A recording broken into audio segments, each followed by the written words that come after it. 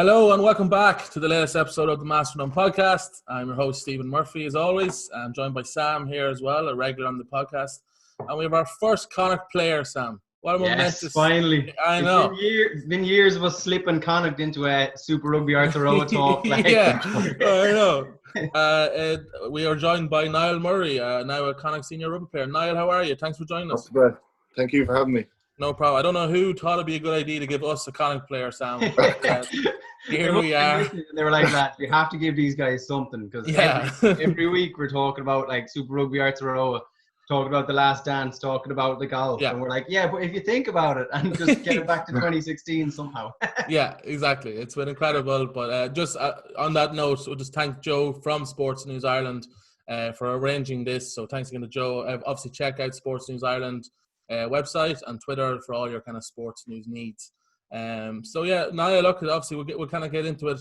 Obviously this year getting signed on to the senior from the academy, and how's that been? Is it everything you kind of thought it would be? Yeah, look, I've been blessed. My path has been fairly clear sailing. I got integrated in from the academy last year due to a few injuries in my position. So I've been lucky enough to get that opportunity and get 5 caps under my name. Like, I couldn't have asked for an easier start, to be honest. Been pretty happy with it so far. But you're saying there you're blessed, like, and my next question I was going to say is, what was it like having your first season? You got the win under the Gloucester game and then it was completely interrupted with the COVID thing. Like, you're riding the crest of a wave, and then to have that taken away, what was that like? There's nothing we can do really. It's not in our hands anymore. But it was unfortunate. I was on a good run. But I was kind of fortunate enough then, because I actually pulled my hamstring on the last day, just before lockdown. So I had all lockdown to recover from that. So it was actually another blessing, to be honest. And you say that, was that all you could really do during lockdown, was recover, or did you use that time to, I'm assuming you would try and turn that into a positive, as in, let's try and work on something maybe during the lockdown that I wouldn't have been amazing at before, or was it purely rehab for the lockdown? No, it was the first 8 weeks where I got back to normal then.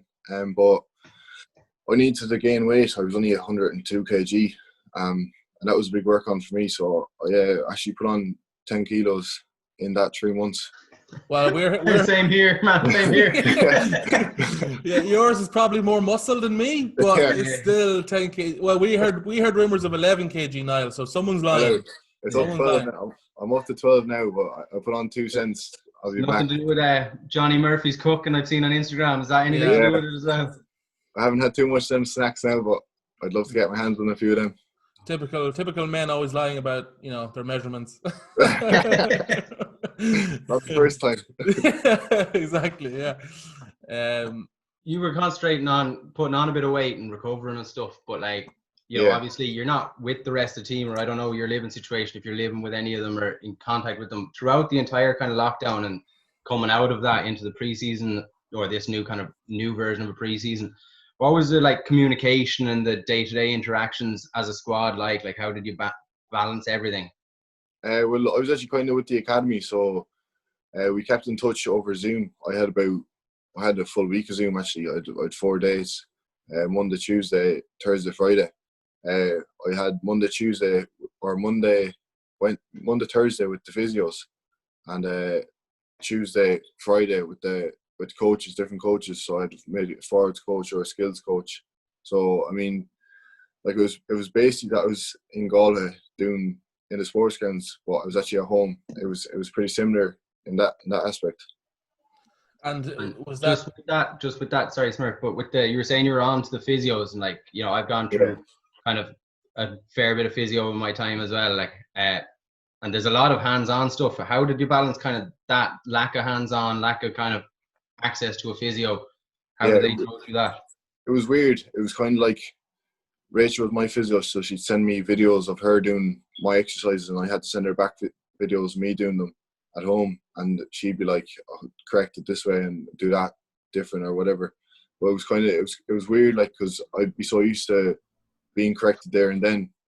But I mean, we could do what we had to do. I don't know. Thank God for modern technology. Yeah. Thank God. And you were saying, sorry, you were saying that you were more with the academy side of things just during the lockdown, but was there much integration between the academy and the senior team throughout the lockdown, and like just in general, is there, like, how's that work? Yeah, there's a fair bit. So first 8 weeks I was with the academy, and then I kind of got added to a few group chats and a few more group chats on top of the group chats I was already in, and then we had to like do little challenges Johnny O'Connor was sending out. You might have seen a few on I saw a few on Instagram now, I think I tried one day and I went, geez, not for me. Not for me either. Very fucking tough. You were doing them burpee challenges. I think there was a few lads doing them. I watched Bundy Aki doing one, and I was sweating just watching him. I was on the couch. Very, very intense. Yeah, burpees.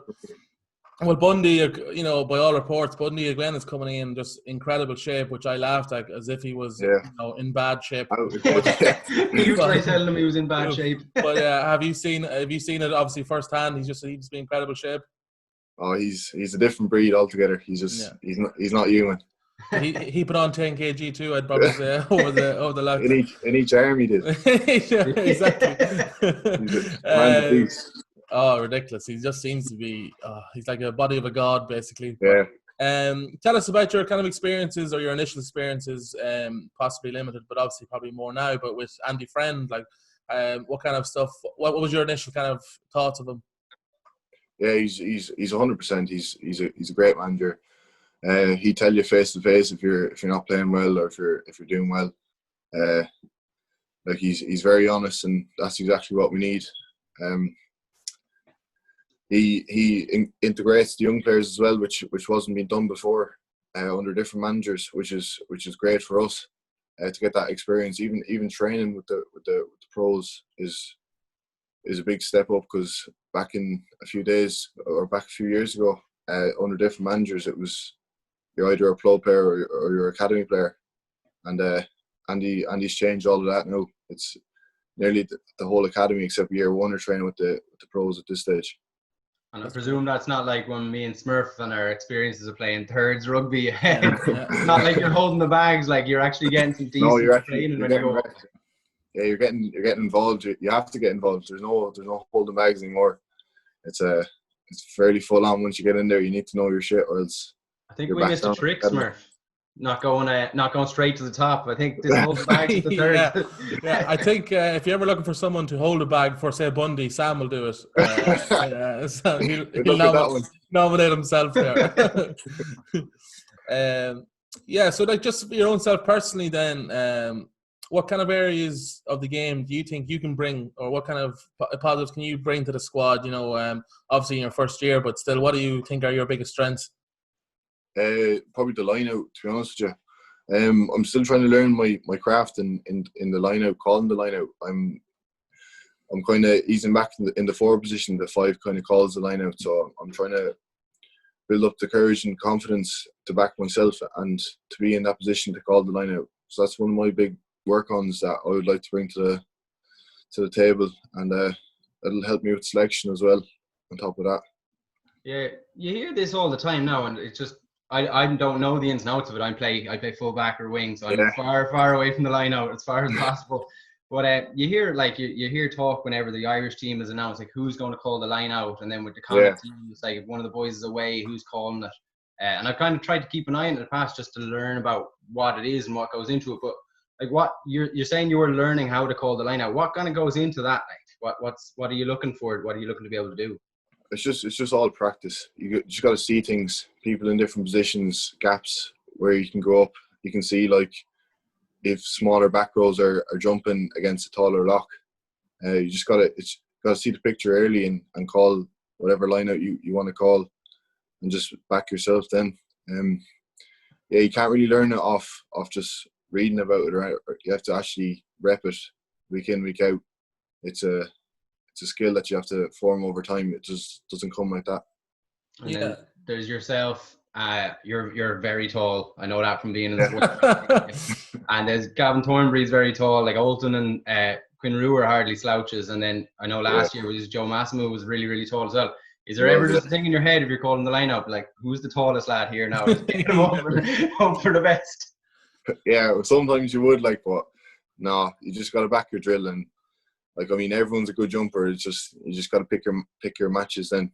I think that's called the dev toner, isn't it? Basically, Yeah. just Toner then. Be as tall as possible. Yeah. Just get him up there. Yeah. Just for my own personal, in curiosity as well, Niall, defensively with lineouts, because I'm always amazed at how some teams are just very good at poaching lineouts. Again, can you kind of maybe go into just the intricacies of what you're looking for? Is it a case of just prep, or is it a case of you're looking for signals from other players? Well, you do your homework, so the video men send you on the videos of the team that you're playing the weekend, and you just have to study that line out, see what their calls are, see what they like to use. Then in training, then you have the starting team on one side, and you have the subs and the reserves on the other side. So the reserves and the subs have to learn the other line out of the other team, and go against the starting 15 or the starting pack. And we have to call the line out then from the other team, and just try to pick up, and the starting pack have to try to pick off the cues that we're giving them. Cool. Yes, that's interesting. We'll go on, unless Sam, you have any more questions on that, but I think we'll move on to maybe a bit of your younger years and your growing up, because you grew up in Athlone, but you grew up on the Roscommon side. I did, yeah. The good side, as you would call it. The good side, yeah. And you grew up, you played them like most people in rural Ireland. You played probably several sports growing up, I'm sure. Yeah. Do you feel like that has helped you then when it comes to rugby, or do you feel like if you had a focus maybe sooner on the rugby, you would be slightly better or worse? What's your kind of opinion on that? No, I don't think so. I think it has helped me. Like, I used to swim when I was really young, and that got my fitness levels up really high. And then I played soccer and Gaelic, which obviously helped my hand-eye coordination, and that's obviously massive in rugby. I played all the way up till I was about 16, playing Gaelic and soccer. But I only joined rugby when I was 16, 17 maybe. But yeah, 100% helped with my rugby. I back myself as a pretty skillful person, thanks to playing Gaelic and soccer. But yeah, I'm really happy that I only joined when I was 16, 17, didn't pick up any bad habits or anything like that. Yeah, true. So you joined rugby, you were saying 17 there, but I read that, correct me if I'm wrong, you represented Roscommon at minor level in football. I did, yeah. So that must have been a tough enough choice, because 16, 17 is that sort of time period in your life. Like, did you choose the rugby over the GA, or did it happen naturally? I kind of got into a Connacht trial, under 17 trial, and I said I'd go down and see what happens. I was playing centre at the time, and halfway through the trial, I think it was half time, one of the managers came over and said, would you jump into the second row position? I must have been playing well in the centre, so he wanted to make it fair on the other team, Niall, put him in smart. Obviously he wants to make it fair. Yeah. But yeah, he threw me into the second row, and I haven't looked back since, to be honest with you. Brilliant. But on terms of choosing rugby over Gaelic, like, obviously when a professional sport, it knocks on your door, like you're going to take that all day long over an amateur sport, in my opinion, anyway. 100%. I think the biggest question of the podcast is who was the better county minor? Was it you or Jack Carty? I'm backing myself all the way here. Yes, definitely. Yeah, we'll have to get Jack on to defend himself maybe next podcast. But the two of you both played for Athlone Town as well in football growing up. I didn't play for the town, Athlone Town. Now I played with Athlone District Schoolboy League, which is under that again. And there was no under 17s Athlone Town at the time, but I was kind of coming out of my soccer days, coming into that area.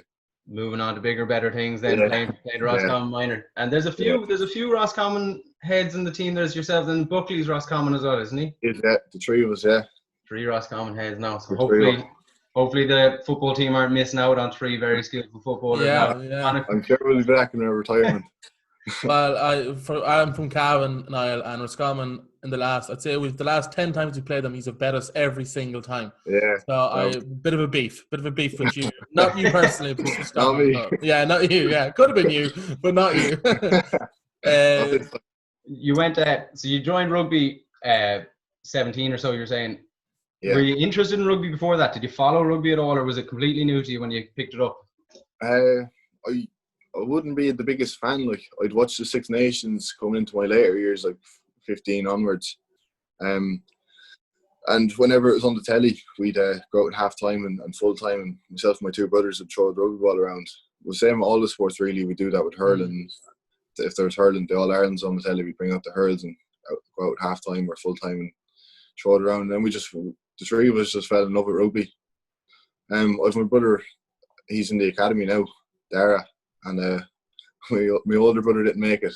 Oh, he's at home beefing the what a loser! What a disappointment! Yeah.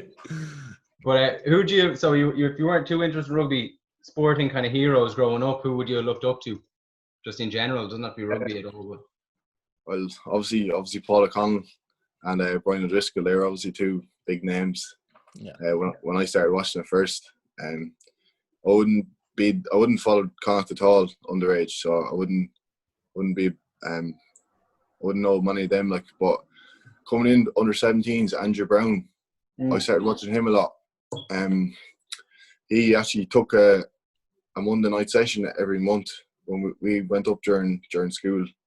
I think it was a 7 to 9 o'clock session or something like that, and he helped the second rows out usually, and then I just started following him, and I fell in love with his game, and I started modelling what he did on the pitch. So I suppose Andrew Brown was one of the local lads that I looked up to when I was young fella. Very good. It's nice to hear someone different than your typical, Yeah. normal answers. That's cool. And like you said, as you come into the game so late, then what did you skill-wise struggle with at the start? Because obviously you had good probably hand-eye coordination, and general ball skill was obviously pretty good from GA. But what was the rugby-specific skills that kind of took a while to get to grips with?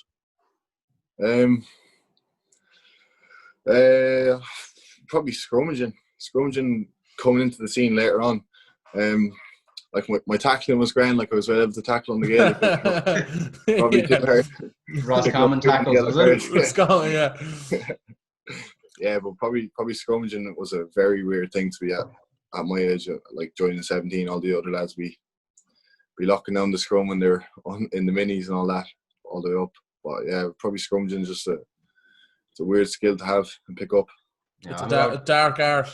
I'm about 10 years older than you, and I've been playing rugby for close to 20 years, and I still I don't go near it. Like, I just leave it in the cold. It's a bad place to be. Yeah, a bit of kick tennis down the back. Stay pretty back there, Sam. Stay pretty back there. Coming in 17, and then you go on to be in the Irish under-20s and win the Grand Slam like that 2-3 years later. How does that journey from starting out rugby to the Grand Slam? I don't think anyone would have envisaged that for themselves. You'd have to be very, very confident in yourself to see that. Did it come as a bit of a surprise, or the entire experience? What was that like? It did, to be honest.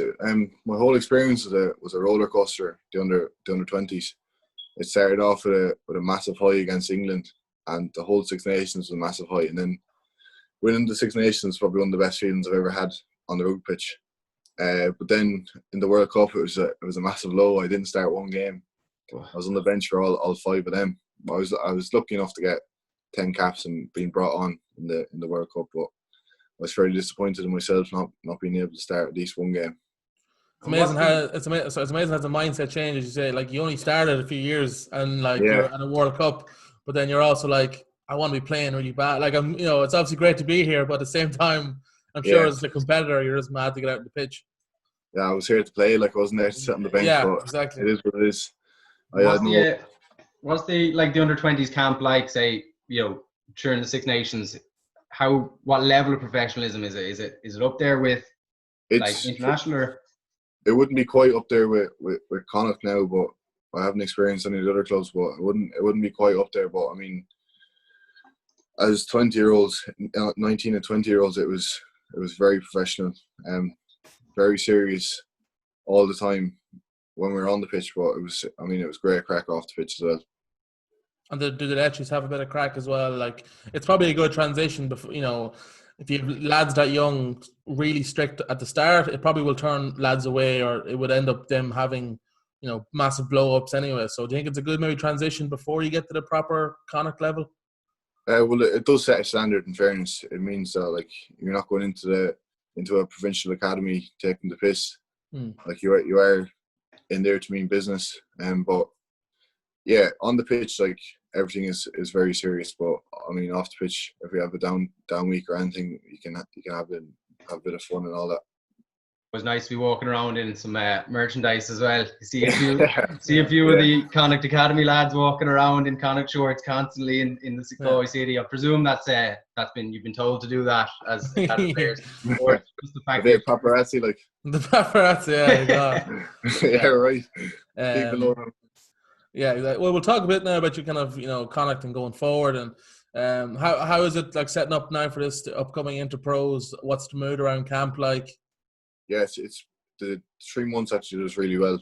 I'm very grateful for the 3 months, but the competitiveness in the squad is up there with the best I've ever seen.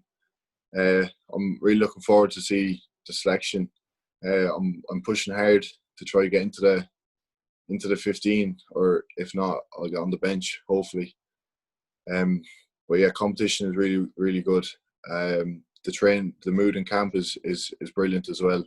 Everyone's digging for positions. It's a great place to be at the moment. Yeah, much like yourself, I'd say there's a few kind of tired bodies coming into lockdown that have had like this 8-10 weeks off, and there's a lot of kind of revamped, sort of revitalized lads maybe that might have been getting a bit sick and tired of those wintry nights in the sports ground, and it's now coming into kind of the summer and you're playing a bit of fast rugby again. Is it the atmosphere, I'd say, is a bit of crack now getting back to it? Like it was, especially the first 3 weeks maybe. There was no games in sight, so it was very enjoyable. Loads of crack on the pitch and off the pitch. It was only groups of 7 for the first 2 weeks, so it was kind of weird, but it was very enjoyable at the same time. Too bad. And then like we're going into, it's a weird kind of Interpro, the setup they have. They're just trying to get rugby back on the pitch more than anything, I think. We're setting up. How do you reckon Connacht will stack up in the 2 games? I mean, like we're nearly at 100%, so we should be pushing for 2 wins out of 2. Just like to hear some. Yeah, that's the stuff. I'll be down Paddy Power tomorrow now. Make sure I get Niall Murray approved. Don't get me in any trouble here. Exactly. Yeah. The new lads are like ingratiating in well. They'd probably be pushing for a position in. I think there's a couple of them are eligible for it. If I read the reports correctly about the signings, a few of them are eligible for this upcoming Interpros, and some of them aren't eligible after that. I don't even know, to be honest. Well, we appreciate your honesty on that. You could have lied. They're doing good in training, though. I've seen pictures of a few of them in training anyway.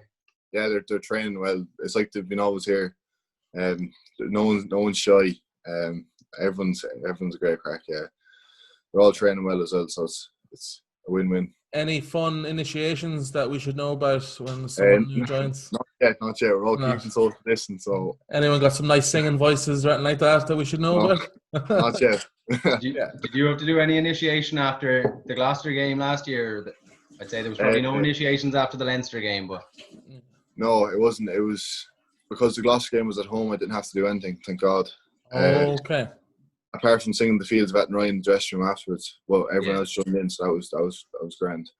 Well, we were over in France playing a European Cup game, and I had to sing on the bus in front of the whole team and the managers. And what did you sing? I don't even remember. I was that one up. Carly Rae Jepsen, Call Me Maybe. It's just a banger. That's the winner. And do you have a good voice yourself, Niall, or do you want to give us a few bars there, or will we just leave it? What you want to hear? So I'll not make you do that. If you come back, we'll get you to sing. What's the ambitions then for yourself personally over the next couple of years with Connacht? I know it's very tough to have a roadmap. You're only kind of in the door, but what's your own kind of personal ambitions? Well, I'm 20 at the moment, and I'm pushing for a starting position. So hopefully, in the next 2 years, I'll have that locked down.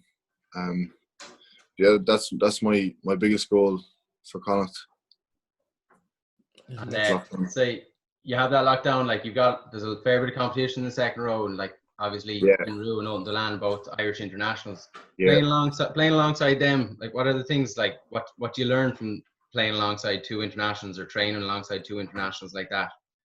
Unfortunately, I haven't played with Quinn. He's been injured for the amount of time I've been up here. But with Ulti, he's taught me to be just relax. There's no point being fidgety or being panicky, because that's not going to get you anywhere. He's like, in training we kind of have intense. You have to get there, get in, get out.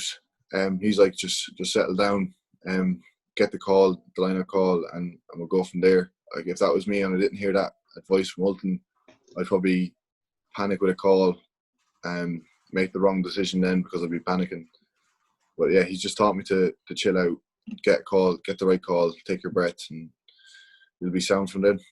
It's funny that you hear someone like talk about, like, my memories of watching Ulton the last year or two has just been watching him absolutely barreling over people. Actually, and then to find out that he's like, just chill out, man. Yeah. I like that. You like to hear kind of what's going on the pitch, because I just always presume everyone's up there like 100 or so. Like, what sort of mentality do you have on the pitch? You're fidgety at the moment, you think, is it? Yeah, I would be a bit like, I'm kind of settling into the team nicely now. I'm kind of learning the trade off Gavin and Ulton and the rest of the boys. So I'm relaxed and growing into myself as a player now. And who'd be the most chilled then? Anyone more chilled than Ulton on the pitch? Like, you just look over and they're just like, it's no big deal. I'm here in the middle of That's a good question. There's actually a few boys. Obviously Jack is very, very chilled. But I'd probably say Ulton's one of the chillest on the team. He's very good with young players as well. I remember the European game, my first game. He just came over to me in the warm up and he was like, "Just chill out, man. We got you." And I was like, "Oh, that's reassuring to hear." Yeah, What a game to be involved in for the first time. Like, we were there at the sports ground. I don't remember the end of it. We were just going so nuts. Like, what did that feel like? It was honestly a dream come true. Like, come on, I think it was 11 points down with 10 minutes to go, and we just blew it out of the bag. I mean, I couldn't ask for a better start to my professional career. So we could say it was all down to you then. Yeah. I'm happy to go with that, Niall. If you are, yeah, I don't see why not. That'll be the tagline for the podcast now. Yeah. It's like, Connacht Gloucester game savior. Yeah. All on that. I'm sure after that game, the atmosphere in the dressing room and all that, it must be just unbelievable buzz. Oh, it was like, I've never experienced something like that in my life. And I wish every week was like that. But yeah. Yeah. Well, I'm sure they will. Good things to come. There'll be good things to come then, yeah. That just in the long run, is there eyes or even a kind of an idea in your mind about looking for an Irish cap in the next few years, or is it just concentrating on Connacht for the moment? For this 2 years anyway, I'm going to focus on Connacht and then hopefully get 50 caps or whatnot. But then I'll start thinking about an Irish cap. It's good. Level-headed response, Niall. The professional response there. In the head, it's like, I'll be starting for Ireland now. Six Nations. I'll be starting next year. Yeah. We're kind of looking for headlines here, Niall. So if you can give us some big claim, that would help us out. We're only messing. The Six Nations picture's just been released now. We have Niall starting against Italy. So yeah, I like it. Yeah, we'll have you penciled in, no doubt about it. Yeah, that's great. Look, that's kind of all we kind of about the questions we have for you. Like, once again, thanks for taking time out of even one of your first interviews as well to us, which we very much appreciate, and we hope that you don't regret it immediately after this podcast. Again, thanks. Best luck in the future. Obviously, we're hoping to have you back, maybe as an Irish international, possibly Irish captain, Lions captain. Who knows? Let's not put a cap on you or put a ceiling on you at all. Yeah, we'll set you up with some merch now for the first cap. Just so you walk out with some Yeah, if you can get Master of None into an interview question or answer so that I can capture the audio, that would be great. Now, do you want to plug your social? I know you're on Instagram. Do you want to plug your kind of socials there for people to go follow you? Instagram, Niall Murray 1, I think. The one and only. Yeah. Niall, thank you very much for joining us, and have a good evening, man. See you later. Thanks for having us. No worries, man. See you soon.